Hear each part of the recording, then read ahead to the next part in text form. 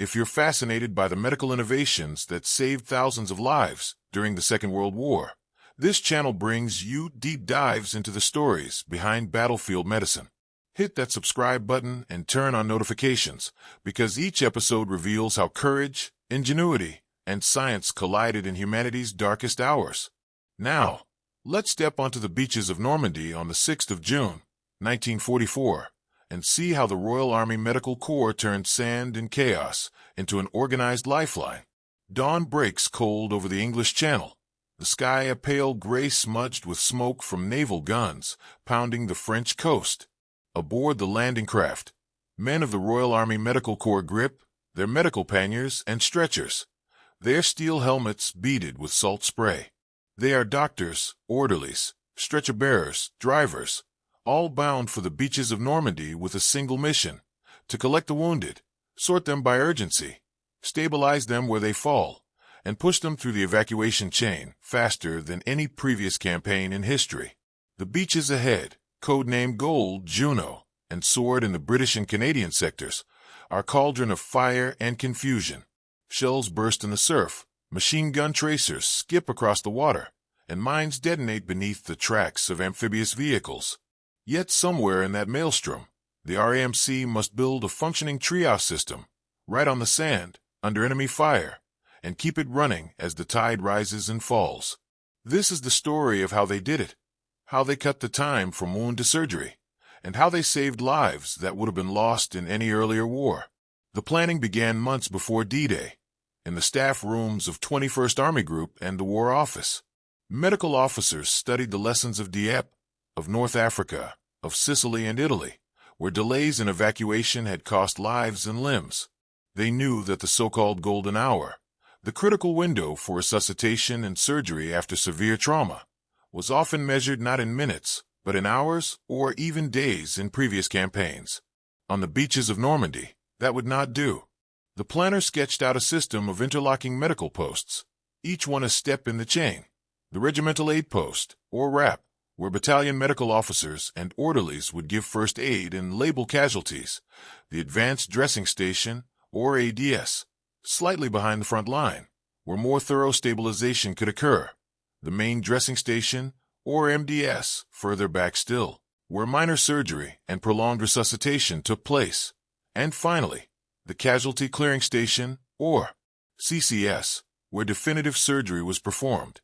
But on D-Day itself, there would be no hinterland, no safe rear area.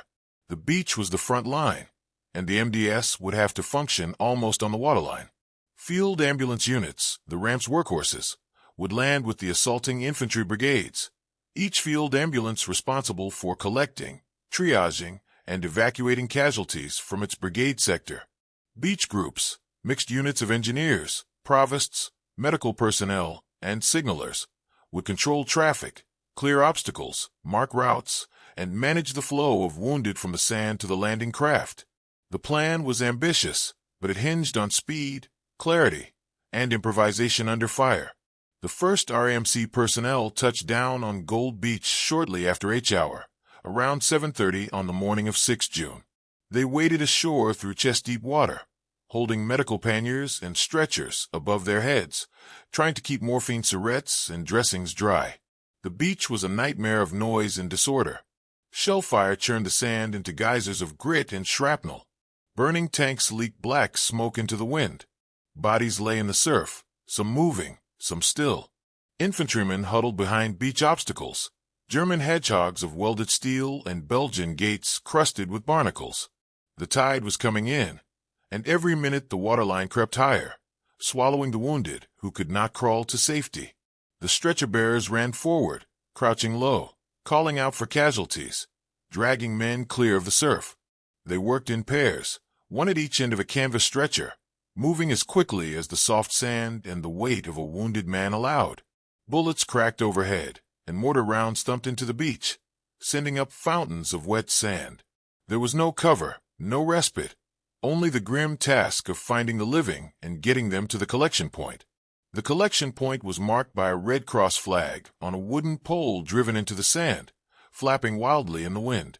Around it, orderlies laid out the wounded in rows, head to feet, their boots pointing toward the sea.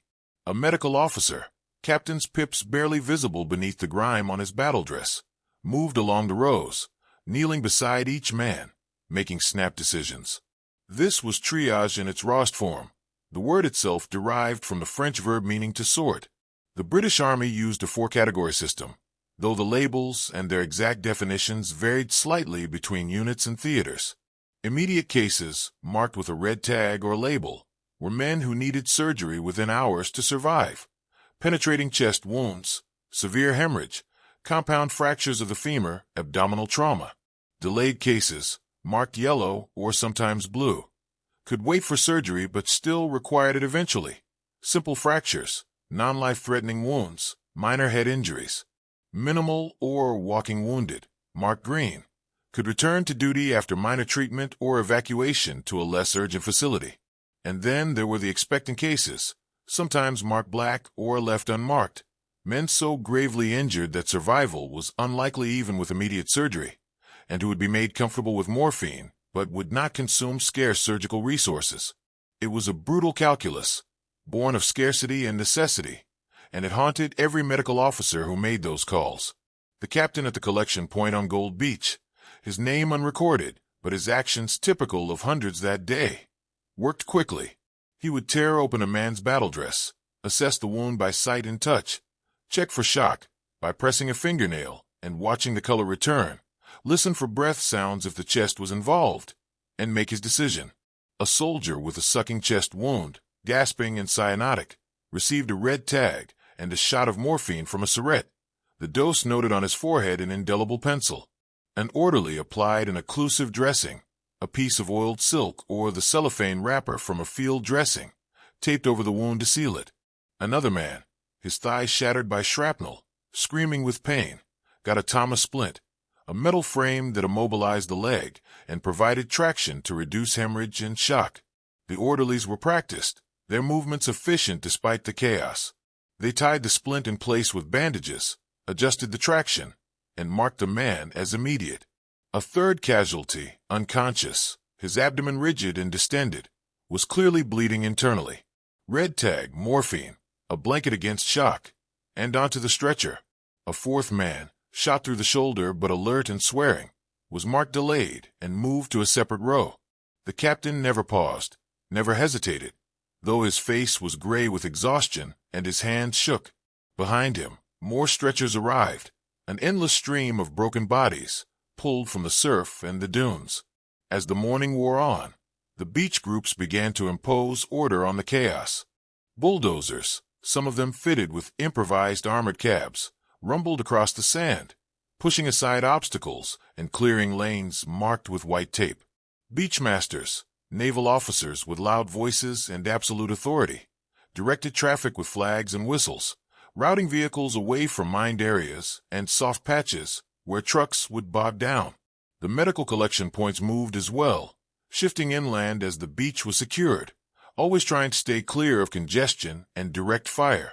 By mid-morning, the field ambulances had established advanced dressing stations in the dunes just behind the beach, where they could work under slightly better cover.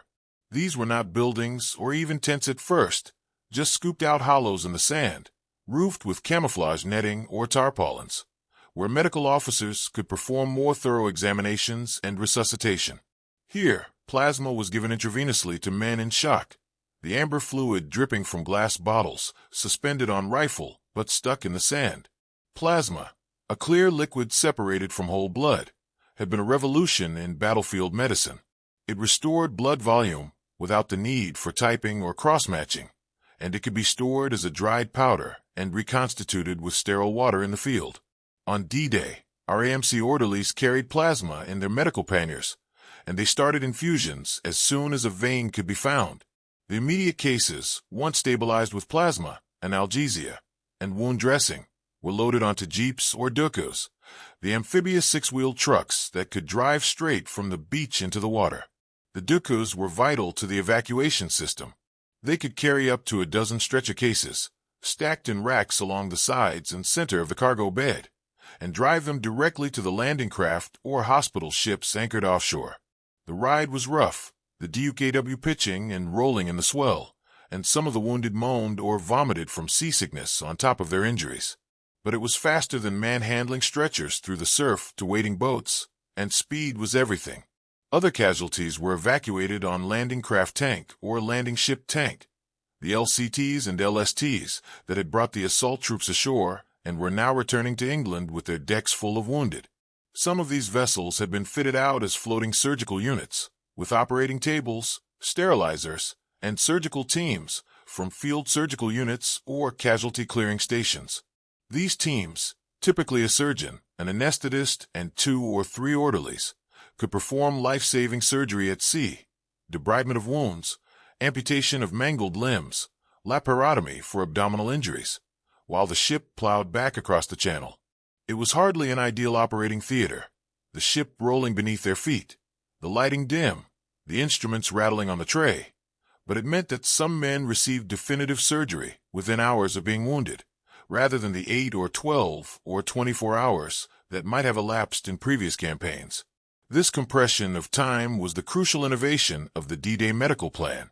In North Africa or Italy, a wounded man might lie at a RAP for hours waiting for transport, then endure a long bumpy ride in an ambulance to an ADS or MDS, then another wait before evacuation to a CCS miles behind the lines.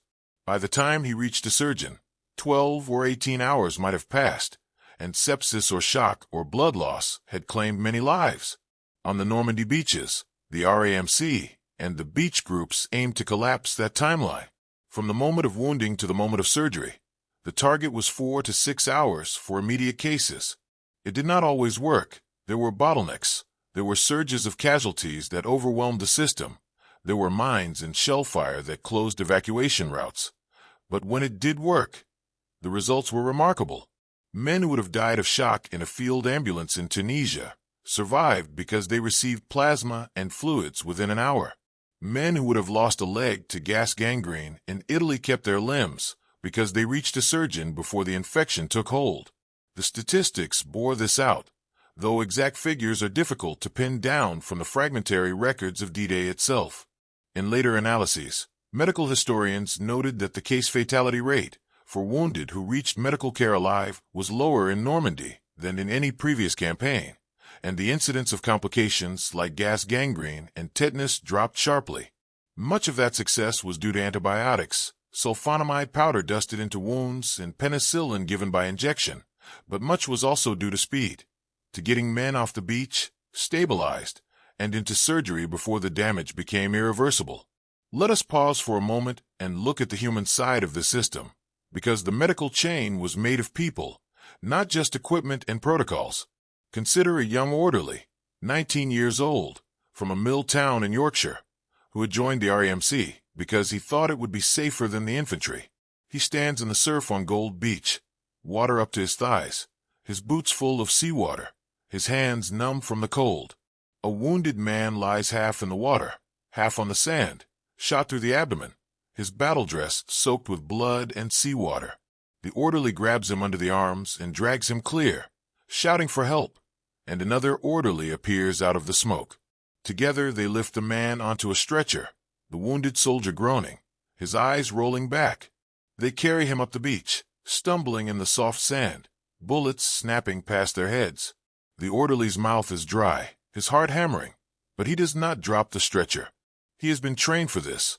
Months of carrying stretchers over obstacle courses, through mud and barbed wire, and now the training takes over. They reach the collection point, and the medical officer glances at the wounded man, sees the distended abdomen, the gray pallor, and nods. Red tag. The orderly writes the morphine dose on the man's forehead with an indelible pencil, carefully, trying to keep his hand steady. Later, he will not remember that man's face. There will be too many faces.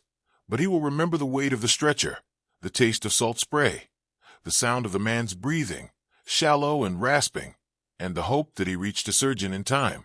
Or consider a medical officer, a major in the RAMC, a civilian surgeon from Edinburgh before the war, who stands in the lee of a concrete pillbox on Juno Beach, now captured and turned into a makeshift ADS. The pillbox is cramped, dark, stinking of cordite and human waste left by the German defenders, but it offers some cover from the shelling. The major works by the light of a hurricane lamp, examining a Canadian infantryman with a compound fracture of the humerus, the bone protruding through the skin of his upper arm. The wound is dirty, contaminated with sand and shreds of uniform, a perfect recipe for infection. The major irrigates it with sterile saline, picks out the debris with forceps, dusts it with sulfonamide powder, and applies a plaster splint to immobilize the arm. He gives the man a shot of anti-tetanus serum and a dose of penicillin, still a precious commodity, rationed and reserved for the worst cases. The Canadian is in pain, but he is stable, and he will live. The major marks him as delayed and sends him to the beach for evacuation. As the stretcher bearers carry him out, another casualty is brought in, and another, and the major does not stop working for 14 hours.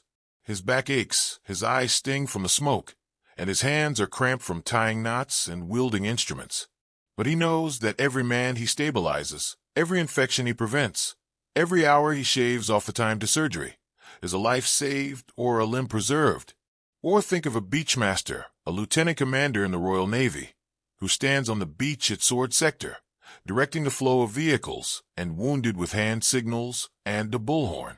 He has marked the safe lanes with white tape and posted sentries to keep traffic from straying into mined areas. He coordinates with the RAMC captain running the collection point, making sure that ambulances and DUKWs are available when the immediate cases are ready for evacuation. When a DUKW breaks down, its engine flooded with seawater, he commandeers a LCT that has just unloaded a lorry and orders it to take the stretcher cases instead. When a German artillery battery begins shelling the beach, he calmly moves the collection point 200 yards to the west, behind a row of disabled tanks that provide some cover. He is not a medical man, but he understands that the medical chain depends on logistics, on keeping the lanes clear, the vehicles moving, the communication lines open. Without his work and the work of hundreds like him, the RAMC's efforts would collapse into chaos. These are the human faces of the D-Day medical system, and they're worth remembering because they remind us that medical innovation is not just a matter of equipment or techniques, but of people under pressure making decisions, taking risks, and caring for each other in the worst circumstances imaginable. The RAMC on D-Day was not a sterile, efficient machine. It was a collection of tired, frightened, determined men doing their best with what they had, improvising constantly, and somehow making it work. As the day wore on and the beachhead expanded, the medical posts moved inland, following the advancing infantry. The main dressing stations, which on D-Day itself were often little more than commandeered farmhouses or barns, began to function as proper resuscitation and holding units. Here, the delayed cases were held for further evacuation, and the immediate cases, if they could not be evacuated by sea, received advanced resuscitation and sometimes emergency surgery. The MDS was typically staffed by a field ambulance unit, with a surgical team attached from a field surgical unit or a casualty clearing station. These surgical teams were small, mobile, and highly skilled. The surgeon was often a civilian consultant, a specialist in orthopedics or general surgery, who had been called up or volunteered for military service. The anesthetist was equally experienced, and the orderlies were trained theater assistants.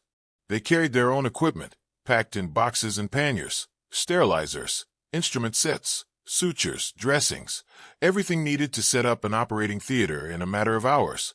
On D-Day, several of these teams operated in barns and farmhouses within a mile of the front line, under shell fire, with only a few hours of natural light before they had to switch to lamps and torches. They performed debridements, amputations, laparotomies, thoracotomies, all the major surgery that could not wait for evacuation to a rear hospital. The conditions were far from ideal, but the presence of these teams close to the front line meant that some men received definitive surgery within 3 or 4 hours of being wounded, an astonishing achievement given the circumstances. The coordination of this complex system depended on communication, and communication on D-Day was a constant struggle. Radio sets were waterlogged, their batteries dead or their aerials shot away. Telephone lines were non-existent in the first hours, the cables still on the ships or buried under the sand. So the RAMC relied on dispatch riders on motorcycles, on runners on foot, on visual signals, and on a web of informal contacts built up through training and experience. A medical officer at an ADS might send a runner to the beach to check on the availability of DUKWs.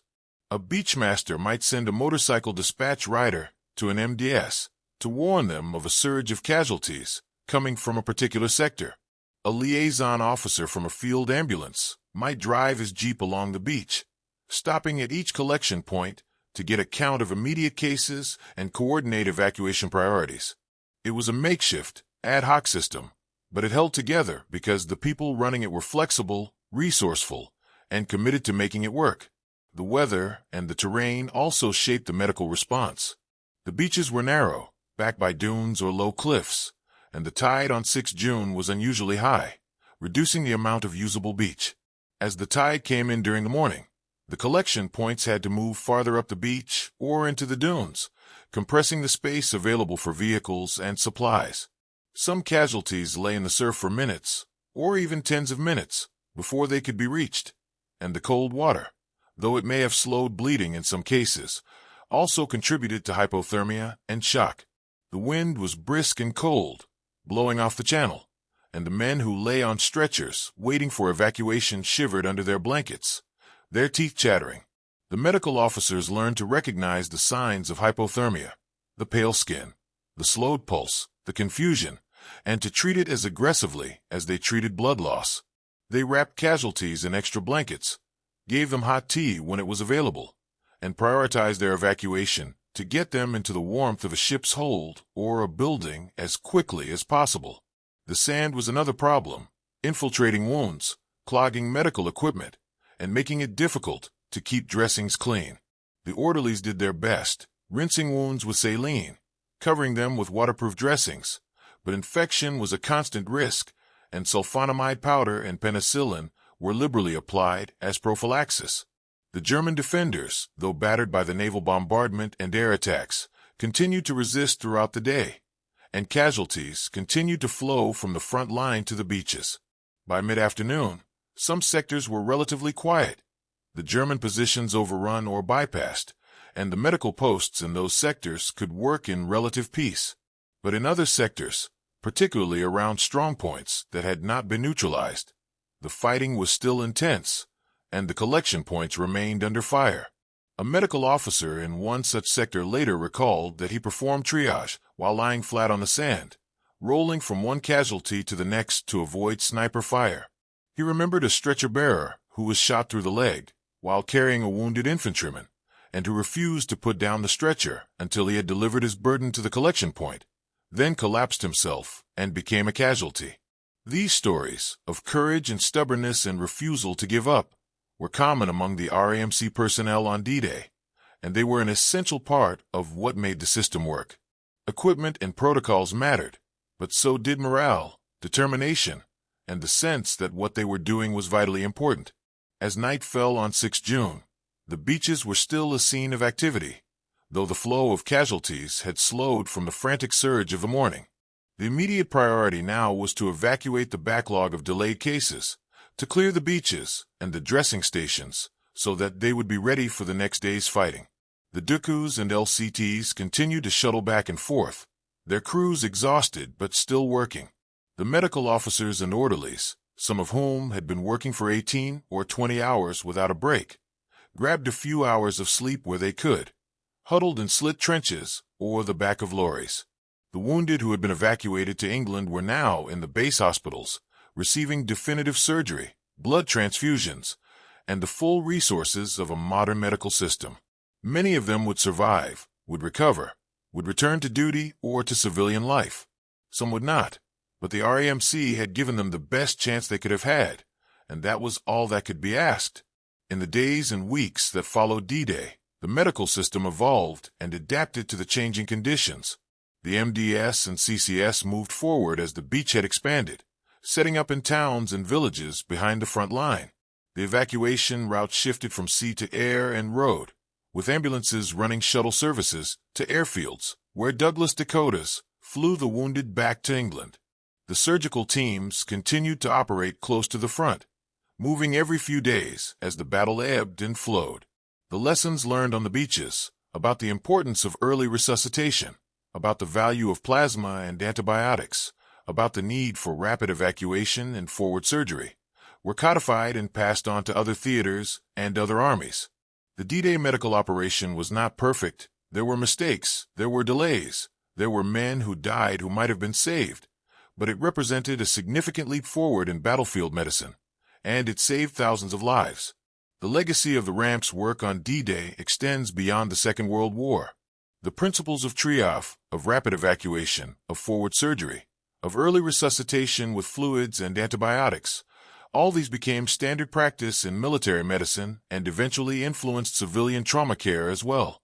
The helicopter ambulances of Korea and Vietnam, the trauma centers of modern cities, the protocols for mass casualty incidents, all trace their lineage back to innovations tested and proven on the beaches of Normandy. The RAMC stretcher-bearers who waded through the surf, the medical officers who triaged under fire, the surgical teams who operated in barns with shells bursting outside. They were not just treating casualties, they were pioneering a new approach to trauma care, one that prioritized speed, organization, and the aggressive treatment of shock and infection. Their work on D-Day was a triumph of planning, improvisation, and human courage, and it deserves to be remembered and studied. To understand the scale of what the RAMC achieved on D-Day, consider the numbers. On 6 June alone, the British and Canadian forces suffered approximately 3,000 casualties on the beaches, killed, wounded, and missing. Of those wounded, the great majority reached medical care alive, and the majority of those survived their wounds. The exact survival rate is difficult to calculate from the fragmentary records, but post-war analyses suggest that roughly 90% of wounded men who reached a medical post alive eventually recovered, a rate far higher than in any previous war. This was due to many factors: antibiotics, blood transfusions, improved surgical techniques, but a critical factor was time, the reduction in the interval between wounding and definitive treatment. On the Western Front in the First World War, that interval was often measured in days. In North Africa and Italy, it was often 12 to 24 hours. On the Normandy beaches, for many casualties, it was 6 hours or less. That difference, a matter of hours, translated into thousands of lives saved, thousands of limbs preserved, thousands of men who went home to their families instead of to a grave in France. The men of the RAMC did not think of themselves as heroes. They thought of themselves as doing their job, the job they had been trained for, the job that needed doing. They were doctors and orderlies and drivers, most of them civilians in uniform, who wanted nothing more than to go home when the war was over. But on the beaches of Normandy, they were heroes, whether they thought so or not. They ran towards the wounded when every instinct screamed to take cover.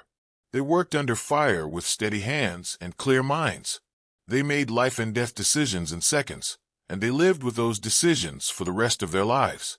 They improvised solutions to problems that no training manual had covered. They saved lives, one at a time, stretcher by stretcher, hour by hour, through the longest day. And in doing so, they showed that medicine, even in the chaos and brutality of war, can be an act of profound humanity, a refusal to give up on the wounded, a determination that every life is worth fighting for. If you found this deep dive into D-Day medical operations as compelling as we did, you are going to want to see what comes next. We have episodes on the fight against gangrene in the Pacific jungles, on the blood supply chain that fed the front lines, on the field hospitals of the Italian campaign, and so much more. Subscribe now so you do not miss a single story of courage, innovation, and the unsung heroes who saved lives under impossible conditions. Your support helps us bring these forgotten chapters of history to light. Hit that subscribe button, and let's continue exploring the extraordinary world of wartime medicine together.